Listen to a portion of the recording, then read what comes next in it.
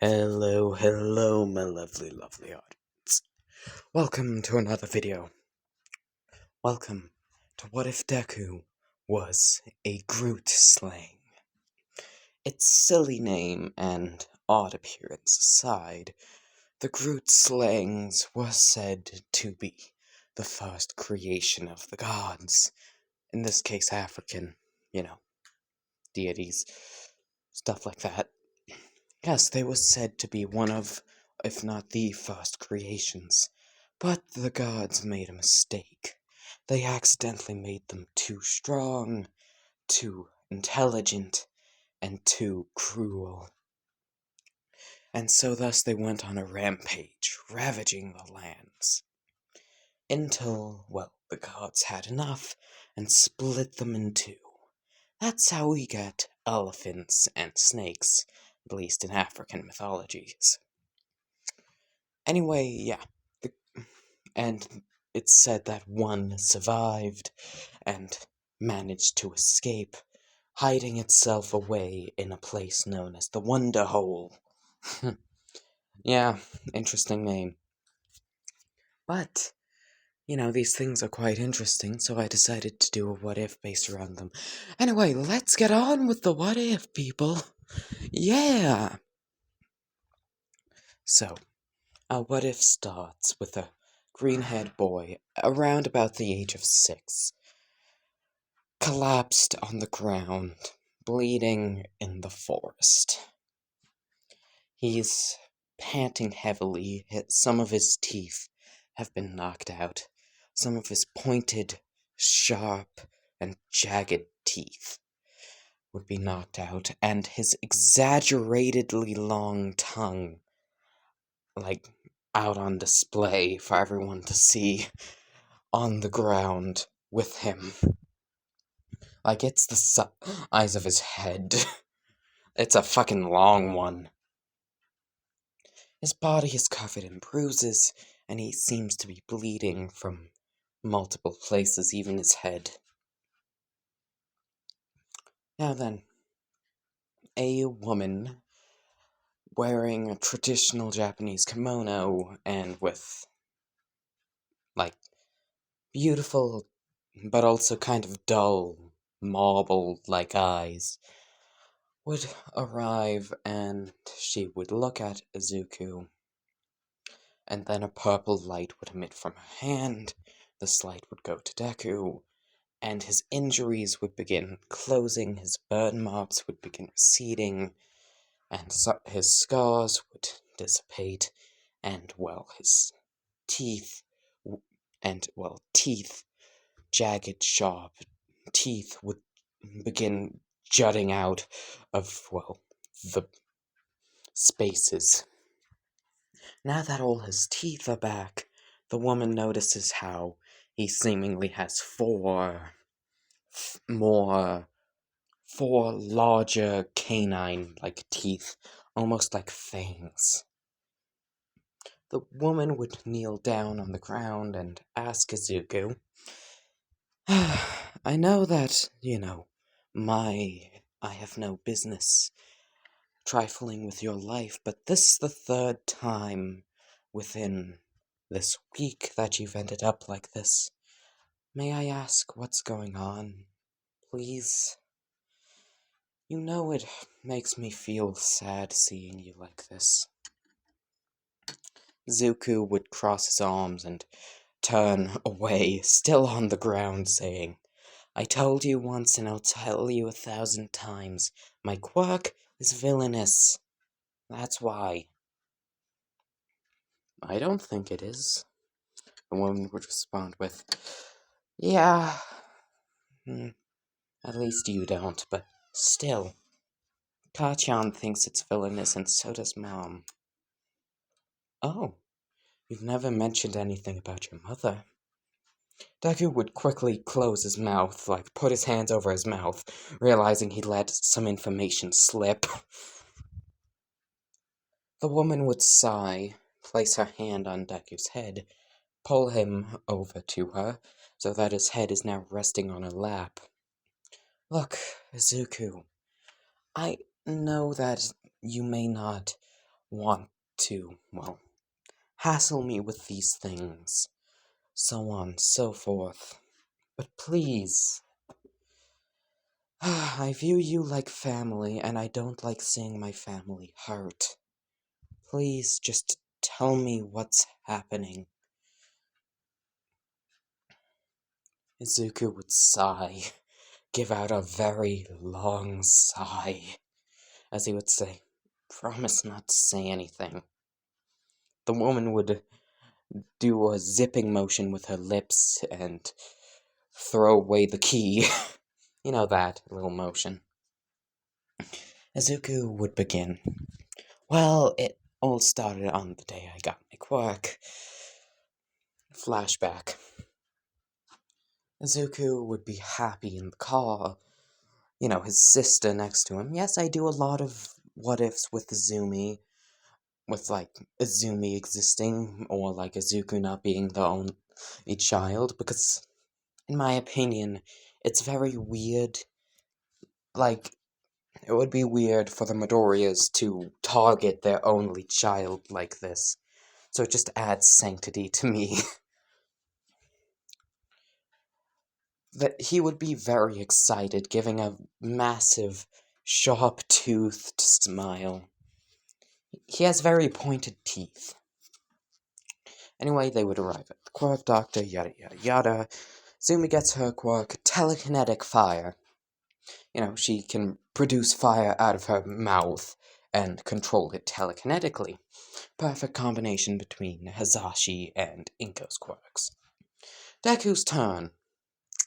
The doctor would look at the paper that contains Deku's quirk. He would look at Deku, look at the paper, look at Deku, and then he would say, well, your child appears to have a mutation-type quirk with the subclass of transformation.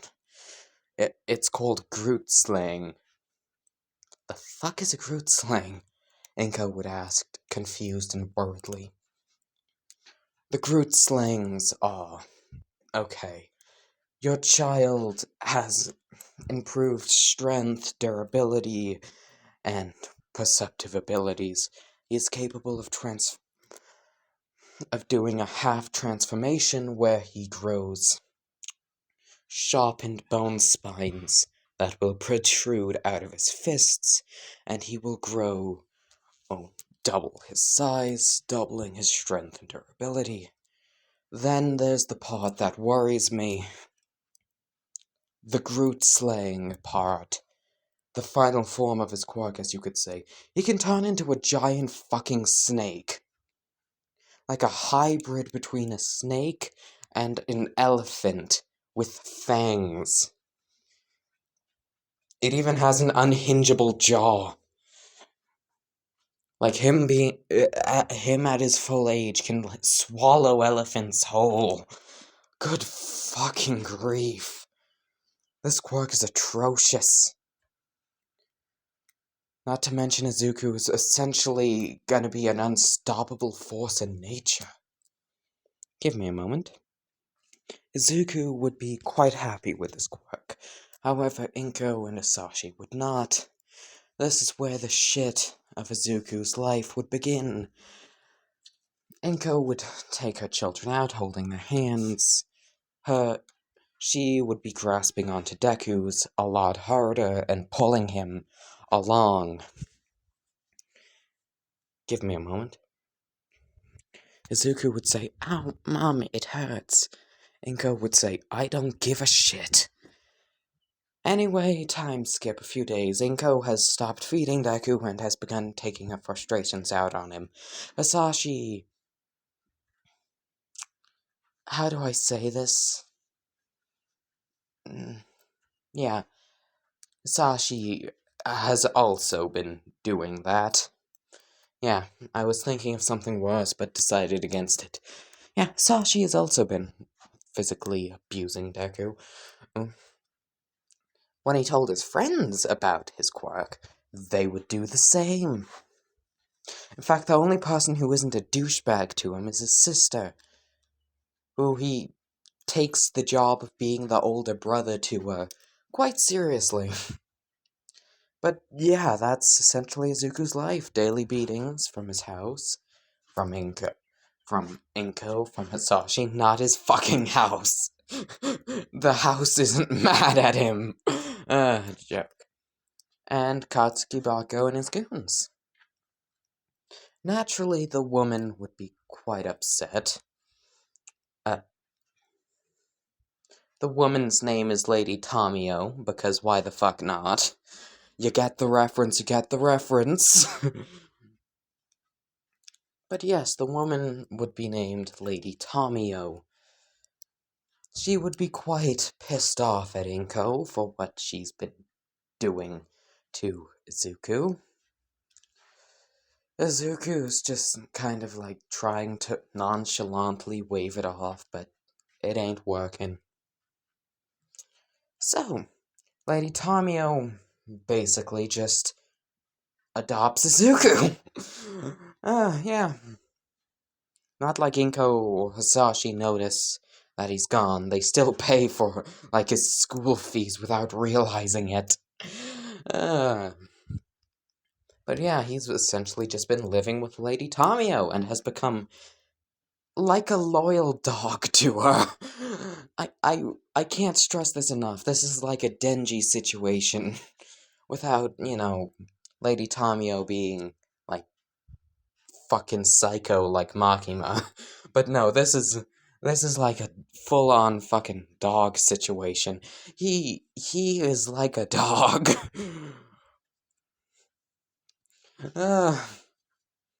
Yeah. Time skip a few months. No, few years. So the sludge villain's choking the fuck out of Bakugo. Pause. Yeah. Sludge villain's choking the fuck out of Bakugo. Lady Tamio is walking with Izuku. She has Izuku on a leash because he has the habit of wandering. Once again, he's like a dog. He has the habit of wandering and getting into fist fights with random people, so she just kind of keeps him on a leash. Like a fucking toddler. He even has a collar and everything. Oh my goodness, I'm having too much fun with this. But yeah, Bakugo's being, suffocated by the sludge villain. I can't say that word that I was about to say on YouTube without the video being taken down, so yeah. Anyway, yeah. So then, yeah. Deku would look at Lady Tamio, I'm just gonna call her Tamio. Tamio would look at Deku. She would nod, let go of his leash. He would book it like at fucking Ida speeds. He would run through the crowd, jump over the heroes busy blocking the way. The sludge villain would send a few sludge tentacles at him. He would slide under them, grab a piece of rebar, and throw the piece of rebarb like he's in the Olympics. It would pierce right through one of the sludge villain's eyes, creating a massive, hole in it. As it screams in agony, Deku would jump over the sludge villain, grab Bakugo by the hair, and just, run off into the fucking distance. The sludge villain would try and get Deku whilst he's running with Bakugo holding him by the hair. Deku would run up a building, backflip, and he's with the heroes. Give me a moment. Yeah, he would run up a building, run along the building, and, triple somersault, landing right with the heroes as they proceed to open fire. Land right behind the heroes.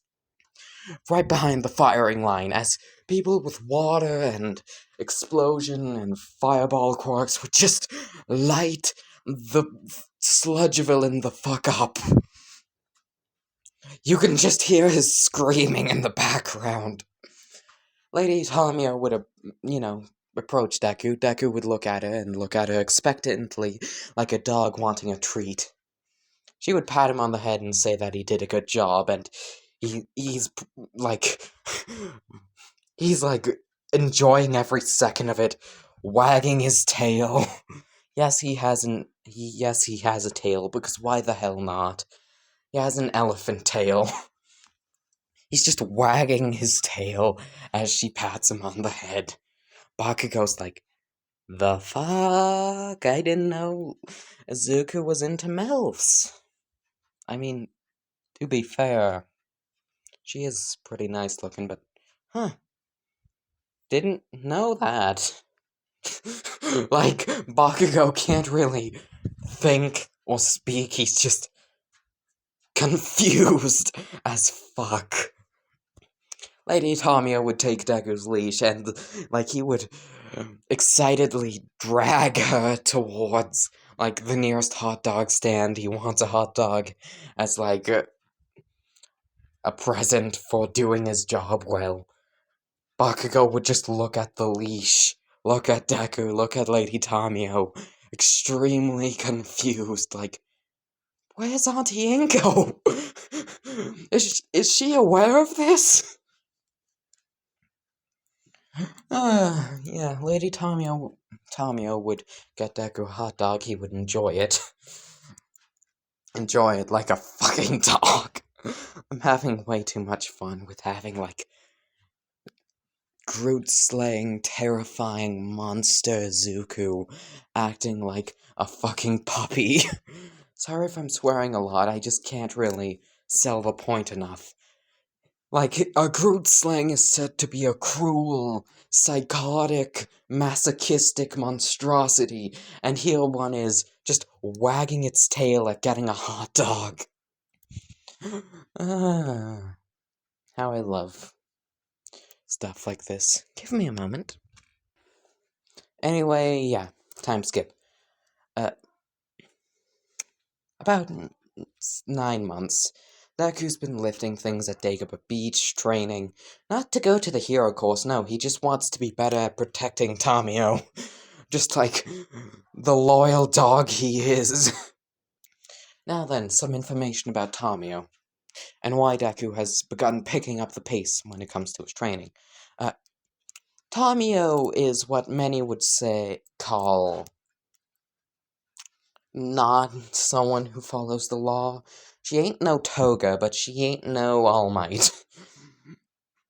She's more so, Jeff Bezos! Joke. But, yeah.